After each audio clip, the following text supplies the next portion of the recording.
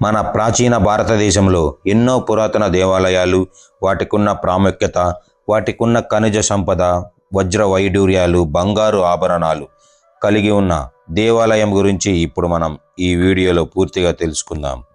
మొదటగా మన ఛానల్ని ఎవరైనా చూస్తుంటే సబ్స్క్రైబ్ చేసుకోండి. ఇలాంటి సంపద కలిగిన దేవాలయానికి సంబంధించిన ఒక మ్యాపు చరిత్రకారుడికి దొరుకుతుంది. ఆ మ్యాప్ని ఆ చరిత్రకారుడు గమనిస్తూ ఉంటాడు. దాంట్లో ఉన్న మ్యాప్ ఆధారంగా ఆ బంగారు నిధి దగ్గరకు చేరుకోవాలని తను ఆకాంక్షిస్తూ ఉంటాడు. ఆ సమయంలోనే ఆ మ్యాప్ను క్షుణ్ణంగా పరిశీలిస్తూ తనకున్న విలువైన సమాచారాన్ని తెలుసుకుంటాడు.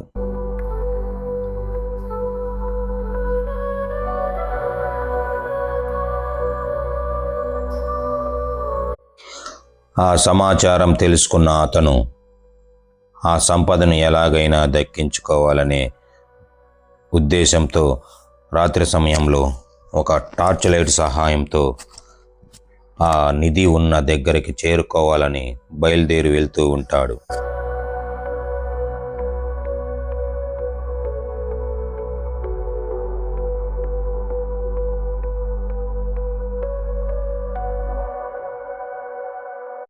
అలా వెళ్తున్న సమయంలో అతనికి ఒక బండరాతి మీద ఏవో పురాతనమైన అక్షరాలు కనిపిస్తూ ఉంటాయి.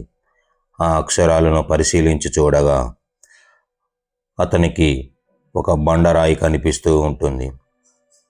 ఆ బండరాతి దగ్గరికి వెళ్ళి ఆ బండరాయిని పక్కకు జరపగా అతనికి ఒక సొరంగ మార్గం కనిపిస్తుంది.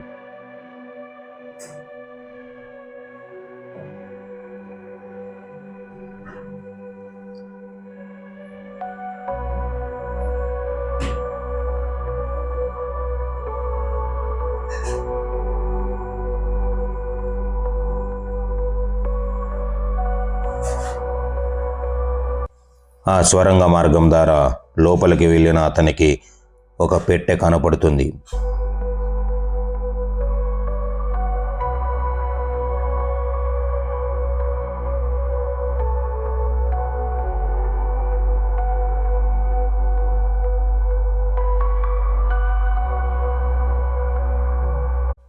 అయితే ఆ పెట్టె దగ్గరికి వెళ్ళి ఆ పెట్టెని ఓపెన్ చేద్దామని ఓపెన్ చేయగా దాంట్లో ఉన్నది చూసి షాక్ అవుతాడు.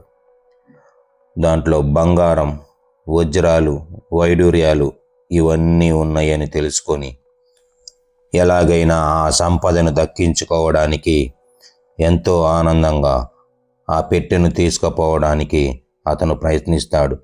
అదే సమయంలో అతను ఆ బంగారు ఆభరణాలు తీస్తూ ఉండగా ఆ పెట్టెకు కాపలాగా ఉన్న పాము అతనిని కరుస్తుంది. ఆ బాధతో అతను కొద్దిగా స్పృహ కోల్పోయినట్లు అవుతాడు.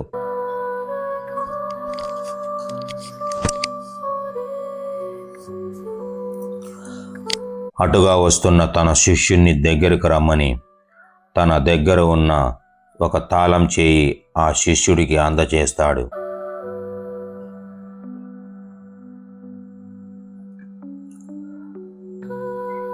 అయితే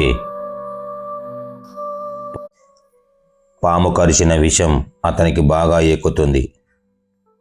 అలాగే సొరంగ మార్గం నుంచి బయటికి వెళ్ళిన అతను స్పృహ కోల్పోయి పడిపోతాడు. ఇది గమనించిన అక్కడి శిష్యులు అతనిని తీసుకొని తన రాజగురువు దగ్గరికి తీసుకెళ్తారు. అదంతా గమనించిన రాజగురువు అతనికి వైద్యం మొదలుపెట్టి తన శిష్యులు తనకి ఇచ్చిన ఆ తాళం చెవి గురించి చూస్తూ ఆలోచిస్తూ ఉంటాడు. అలా చూస్తూ ఆలోచిస్తున్న అతనికి విస్తుపోయే నిజం తెలుస్తుంది. ఆ రాజగురువుకు తెలిసిన విస్తుపోయే నిజమేమిటి, ఆ దేవాలయం గురించి ఇంకా ఏమి ఆసక్తికర విషయాలున్నాయి, ఇవన్నీ రెండో పార్ట్లో మాట్లాడుకుందాం. ముందుగా మా ఛానల్ని ఎవరైనా చూస్తుంటే మా ఛానల్ని సబ్స్క్రైబ్ చేసుకోండి.